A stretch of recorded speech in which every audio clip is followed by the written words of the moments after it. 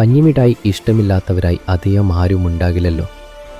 വായിലിടുമ്പോൾ തന്നെ അലിഞ്ഞു പോകുന്ന ഈ പഞ്ഞിമിഠായി എങ്ങനെയാണ് ഫാക്ടറികളിൽ നിർമ്മിക്കുന്നത് എന്ന് നിങ്ങൾ കണ്ടിട്ടുണ്ടോ?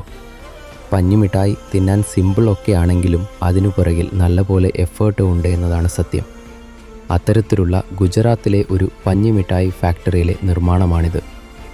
നമ്മുടെ നാട്ടിലൊക്കെ പഞ്ഞിമിഠായി എന്നാണ് പറയുന്നതെങ്കിലും യഥാർത്ഥത്തിൽ സോൻ പപ്പടി എന്നാണ് ഇതിൻ്റെ ഒറിജിനൽ നെയിം. ഇനി നിങ്ങളുടെ നാട്ടിൽ ഇതിനെ വിളിക്കുന്നത് വേറെ വല്ല പേരുമാണെങ്കിൽ അതൊന്ന് കമൻറ്റ് ചെയ്യണം.